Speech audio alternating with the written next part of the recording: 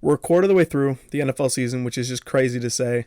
I feel like the offseason takes, far too long.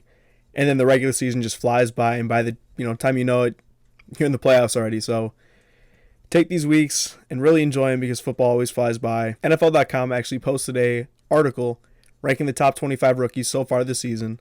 So in this video, I haven't looked at it yet. I only checked out where the Jags were. So in this video, I'm going to be going over the top 25 rookies and their rankings and kind of my opinion and takeaways. Before I get into it, make sure to hit that like button. Also hit that subscribe button. And drop a comment. Let me know who your favorite rookies are so far. Your offensive rookie of the year and defensive rookie of the year. I'm curious to hear your opinions. And also make sure to hit the notification bell so you get a notification every time a brand new video gets uploaded. So without further ado, let's get into it.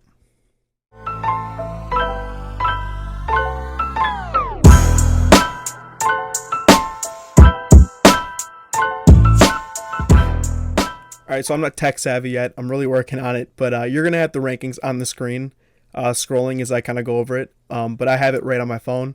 So if you see me glancing down, I'm just kind of looking at the rankings. I don't know how to really split screen it right now. Still getting used to this whole thing. Very new. Coming in at 1, Sauce Gardner for the Jets. He's been fantastic so far. I mean, if you're ranked 1, you're obviously doing something right. But Sauce came in. He was my personal CB1. Sauce was a guy who kind of just ascended up draft boards throughout the entire season and off season. A guy who ended up being not a consensus CB1, but pretty close to it. And so far, he's really looked the part. He's shutting down big-time receivers. Quarterbacks aren't even really looking his way, which is insane because he's a rookie. And usually rookies get picked on, but that's just not been the case so far for Sauce Gardner. I think Jamar Chase, when he played against him, he allowed 1 target in coverage against Jamar Chase and 0 receptions. So if that doesn't show you how good Sauce has been, I don't know what will. So I understand this. I'm with it. Sauce Gardner ranked at 1. Coming in at number 2, this shouldn't be a surprise. Chris Olave. He's been incredible. He's in top 10 in receiving yards so far, and that's as a rookie in a crowded room. He plays on the same team with Michael Thomas and Jarvis Landry. Seasoned vets in this league who've been proven as really good receivers. And he's still up there in receiving yards in the top 10, which is just so impressive. Throughout his college career, never was really the biggest name. I mean, he was in the same room as guys like Garrett Wilson, Jackson Smith, and Jigba. Like really big name receivers. And Chris Olave was always producing. A guy I really compare him to, and you can call it lazy because they went to the same school, but Terry McLaurin, a guy that just was silky smooth, ran incredible routes, gained separation with ease, a guy with tremendous body control, just a guy who can really do it all. And Chris Olave's putting that on display so far. So having Chris Olave at 2 makes a ton of sense. Here at 3 and 4, we got the 2 Jags. We got Travon Walker here at 3, and then Devin Lloyd there at 4. And I can't say I disagree. I think Sauce Gardner has really earned a spot at the top among defensive players. And Travon Walker and Devin Lloyd to follow. Not a bad draft class so far. Travon Walker's been disruptive. We knew coming in that he'd defend the run really, really well. And we thought it'd be a process of him developing pass rush. But he's shown a lot of flashes so far. It seems like he's going to be able to develop those pass rushing skills a lot quicker than, a lot of us had anticipated when we did make the draft selection. So really nice to see Travon Walker up there. I haven't really seen a number 1 pick get talked about less than Travon Walker. And to see him balling out every week and really making a difference, whether it shows up in the stat sheet or not, it's really good to see. And then a guy who completely is on the opposite side of the spectrum, who's been filling up the stat sheets, is Devin Lloyd. A guy with tremendous range, tremendous ball skills, absolutely incredible pick there at the back end of the first. In my opinion, Sauce Gardner and Devin Lloyd are pretty close, but my personal bias could come into play here. But Devin Lloyd is easily, let me take that back. Not easily, easily. My defensive rookie of the year selection so far. I know it's only a quarter of the way through the season. A lot can change. But Devin Lloyd has just been tremendous. In pass rush, he's shown flashes. Even though we haven't done it a ton, I expect to see more of that going forward, especially with how creative Mike Caldwell is on the defensive side of the ball. And then with the pass deflections, his range, his quickness, everything is just, that's what you want in a linebacker. And he's everything and more. So seeing Travon and Devin Lloyd right there at 3 and 4 in the top 25, as a Jags fan, I'm pretty happy with that. And then number 5, you got Garrett Wilson, a guy who absolutely dominated on the college scene, and he was my personal wide receiver 1. It was 1A, 1B with him and Jameson Williams, with George Pickens, who we'll talk about later, there at 3, and then Chris Olave there at 4. Absolutely balling out and showing that he is more than capable of being a wide receiver 1. You could say he's in a really bad situation, but he's making the most of it. He's playing alongside Corey Davis, Elijah Moore, so pretty solid receivers. with a quarterback, who's in question right now, with just kind of a lot of new parts all around. But he's producing at a high level, so Garrett Wilson being there and getting some respect at 5, I completely understand that. Coming at number 6, Aidan Hutchinson with the Lions. He's been really, really solid so far. Had 3 sacks in one game, so what can you say about that? Having him at 6 makes a lot of sense. He's a difference maker on a Lions defense that really doesn't have many of them. So he's been playing really well. So Aidan Hutchinson, the number 2 overall pick, getting some love here at 6. Love to see it. Number 7, another receiver, Drake London, a guy who was probably in one of the worst situations for a receiver. I mean, Marcus Mariota last week just completed 7 passes, so producing is kind of tough when you're only getting 7, available opportunities to catch a pass. So Drake London's been absolutely incredible so far in an offense that, it really doesn't intimidate anybody. But that's a guy you got to check out because they're not throwing Kyle Pitts the ball for whatever reason. So Drake London's been eating. He looks fantastic. I wasn't really huge on Drake London. I had him lower than most other people. But what do I know? He's been proving me wrong a lot so far. So love to see Drake London up here at 7. And then number 8, BREECE Hall, running back out of Iowa State. He's been looking really, really good. Been playing in a committee alongside Michael Carter, who was there last season. That tandem is actually pretty solid. I expected to see BREECE Hall get a lot more carries, but he's making up for it in the receiving game. He has, I think, 27 receptions so far in 4 weeks, which is just incredible for a running back. Playing really well out of the backfield. I'm really excited to see his young nucleus kind of develop there in New York. Zach Wilson, finally back from injury, gets to play alongside BREECE Hall. Garrett Wilson, who I was just talking about. A really interesting thing going on in that offense out there in New York. So, or I guess New Jersey technically, but whatever. The Jets, I'm excited for them. They got a young nucleus, a lot of potential there, and it seems like they're hitting on a lot of their draft picks because they got more people to talk about later in this ranking, I would assume at least. Big shout out to the Jets, man.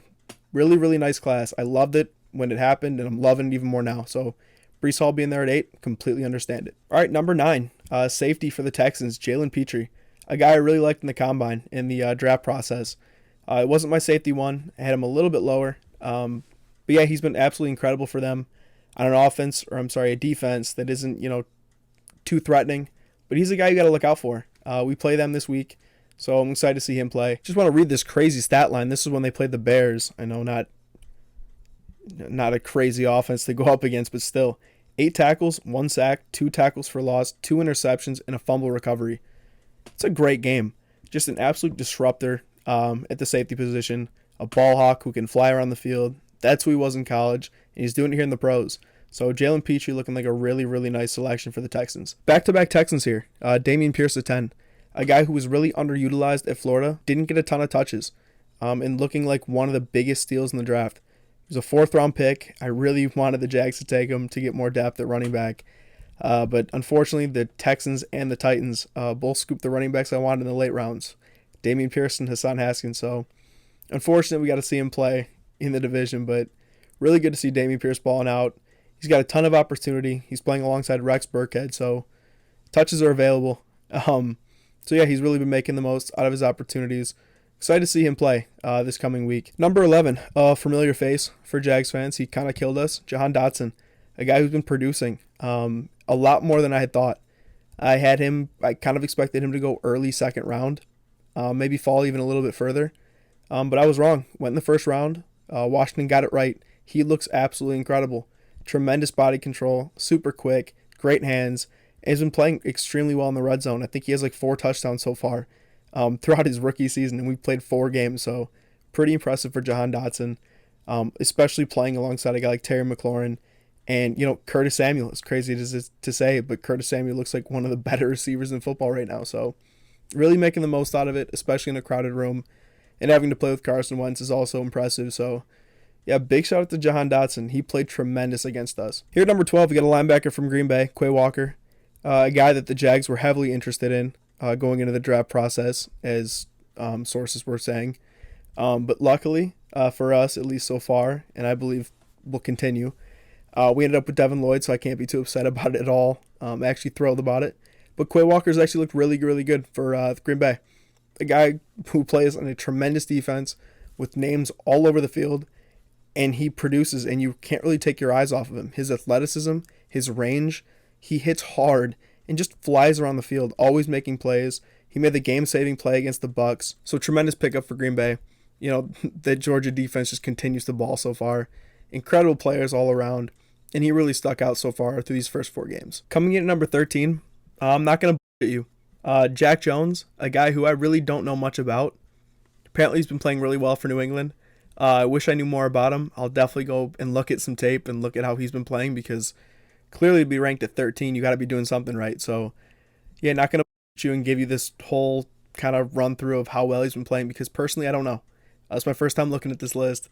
So I guess big shout out to Jack Jones.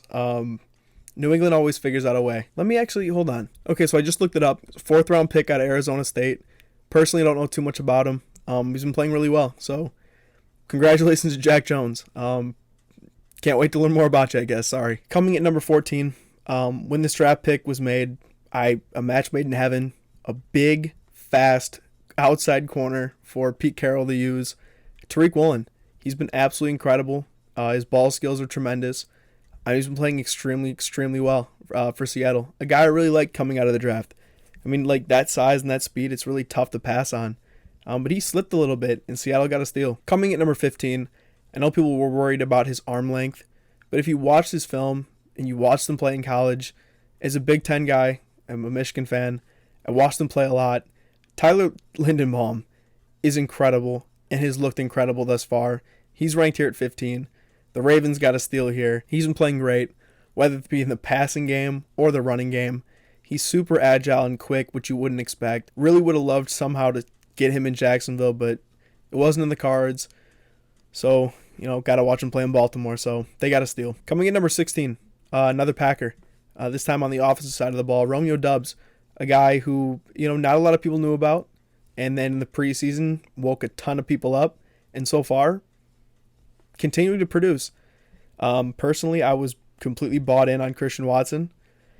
In almost every fantasy league, I have Christian Watson, and I still do, kind of hoping that he ends up winning that wide receiver 1 job. But with ROMEO DOUBS producing the way he has been, it's going to be tough for Christian Watson to break out and to take that role. So ROMEO DOUBS, Green Bay always figures out a way, and it looks like they did it again. Aaron Rodgers' favorite target thus far, ROMEO DOUBS. Who would have thought? Coming at number 17, one of my favorite guys in the class, JAQUAN BRISKER, safety for the Bears. He's been awesome. Just a complete playmaker. Just does everything you want a safety to do. Kind of similar to Javon Holland in a way. Just really disruptive. Got an eye for the ball and can also lay you out. So he's been incredible. Played really well for Chicago so far. Really happy to see him on this list. Not a lot of positivity coming out of Chicago. At least you got JAQUAN BRISKER. And yeah, here we go. Another Jet. I kind of assumed he'd be on this list. I didn't know where. I'm glad to see him on it. A guy that fell in the draft for absolutely God knows what reason. But Jermaine Johnson, a guy that people had mocked in the top 5. I saw him go 2 sometimes to Detroit. Been awesome so far for the Jets. Their rookie class looks incredible, and it continues on the defensive side. Jermaine Johnson, it's got to feel good for him to play so well after slipping for, again, I have no idea why. I wonder if it'll ever come out. But yeah, Jermaine Johnson. Then 19, Zion Johnson, a guy who flew up draft boards, was consensus, or pretty close to at least, the best guard in the class. And he's looked apart on an offensive line that has suffered some brutal injuries so far. Brian Bulaga no longer there. Rashawn Slater unfortunately out for the year. Corey Linsley injured. Zion Johnson's been a bright spot and a guy they really need to keep producing if that offense wants to go anywhere, because they have just been getting crushed by injuries. So they really need Zion Johnson, and he's playing really well. So happy for him. Happy for the Chargers that they got something on the offensive line, because they got to keep Herbert healthy. Another guy who's also kind of injured right now. Coming at number 20, the Hard Knocks heartthrob, Malcolm Rodriguez. Who would have thought? A 6th-round pick, a guy who, at least I personally believed, would have just been a really good special teams guy, has actually played really well for Detroit, given the circumstances. That linebacking core is extremely weak, and Malcolm Rodriguez took advantage of every single opportunity so far, and looks like he can actually be a decent rotational linebacker in the NFL, if not more than that. I don't know, maybe I'm discrediting him and his talent, but he looks like a really, really solid pick. One of the biggest steals so far, the draft. So Detroit, they're doing something, man. They got the number 1 scoring offense. Unfortunately, they have given up the most points on defense, but Detroit's building something. It looks special. Players are buying into Dan Campbell, and it looks like they had a really, really nice draft so far. Excited to see Jameson Williams, a guy who, by the end of the season, I would assume like fully would be on this list. When he comes back from injury, I cannot wait to see him play. I had him as my wide receiver 1A, 1B. I had him at B, him and Garrett Wilson, but really looking forward to see him play. I know it's off topic because we're talking about Malcolm Rodriguez right now, but overall, I really like Detroit's draft class, both this and last year, so excited to see what they're building right now. Here at 21, Kaiir Elam, cornerback out of Florida, a guy who has really nice speed, really great in man coverage, and is on a team who really needed cornerback help, and he's stepped into that role and really bought in. He's looked really good so far. I'm really happy for him because I know I'm a Michigan fan, but I also pull for Florida. So it's good to see Kaiir Elam balling out along with Dameon Pierce. And he's on a great football team. So, again, just really happy for him. He's been producing really, really well and taking advantage of every opportunity he's been given. Coming at number 22, a guy I don't really know too much about, but know people loved him. He was a guy who rose a ton throughout draft season, Tyler Smith. It seems like Dallas always does this. They find a way to maintain a really good offensive line. It looks like they continue to do so here. Tyler Smith looking like a good pick so far. And here at number 23, my wide receiver 3, George Pickens, my guy. Absolute freak of nature. I mean, did you see that one-handed catch? I mean, are you kidding me? That was just phenomenal. His body control, his aggression, his determination in the run game to just throw you 5 yards down the field.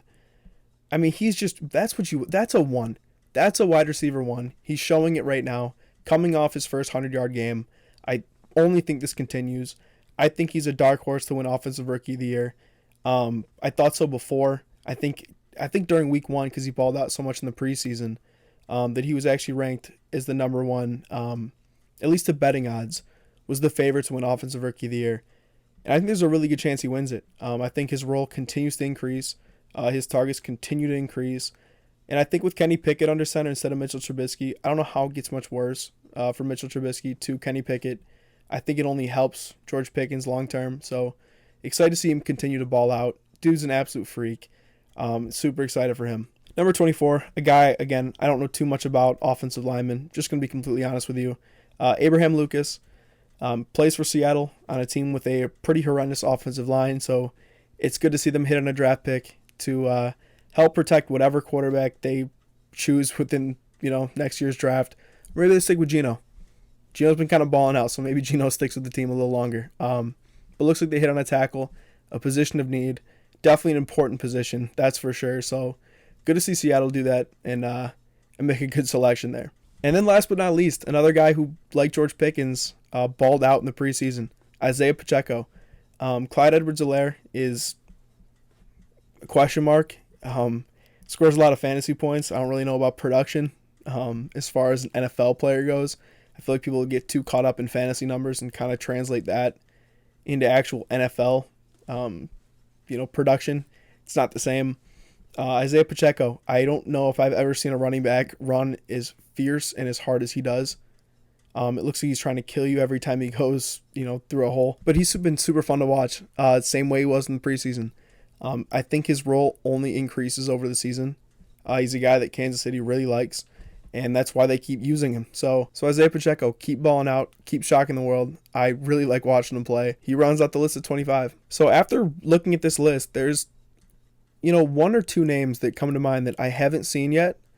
And number 1, Trent McDuffie, a guy I really, really loved coming out of college. I honestly thought by the time the season ends that Trent McDuffie would be considered one of the best, if not the best, nickel corners in football. I still believe he can. But yeah, he hasn't been, as great so far. It's been 4 games as, his expectations were. So no time to panic. Ike Mekwonu, another high draft pick, not on this list. Kayvon Thibodeau, he was hurt for a little bit, but he's back. I expect him to be on this list at the end of the season. Evan Neal, he's been really struggling so far for the Giants. I thought he was one of the most NFL-ready tackles. So I still think that there's a good chance he ends up on this list by the time the season ends. And yeah, a couple other draft picks. Daxton Hill, another first-round pick, a Michigan guy. He's not on this list. I'm sure I'm forgetting a few. highly touted draft picks. Kenneth Walker, still playing behind Rashad Penny. I expect his role to increase as well, kind of as the season goes on. And Rashad Penny, can you really bet on health? Hate to say it, but it's a fact. He's struggled to maintain health throughout his career, so I expect K9 to get some touches and an increased role as the season goes on. But overall, I like this list. Daniel Jeremiah made it, so that's probably why I like it so much. I love what Daniel Jeremiah does. Really, really intelligent guy. If you ever, want to follow a great football podcast, Move the Sticks with him and Bucky Brooks. Incredible podcast. Really intelligent guys. They know what they're talking about a lot more than I do. So go check them out if you haven't already. And I appreciate you guys clicking on the video. It's not a Jags video. One of the first on my channel. I want to branch out and do more than just Jags content. Love doing Jags content. Don't get me wrong. But I love football. Love the NFL. But who knows? Might even tap into the NBA going forward. Just love doing this. Just getting used to kind of content creation. I know I talk about it a lot, but I've been loving it so far. Appreciate you guys for watching the video. Make sure to drop a like and leave in the comments who you guys have as offensive and defensive rookie of the year. So yeah, thanks for watching.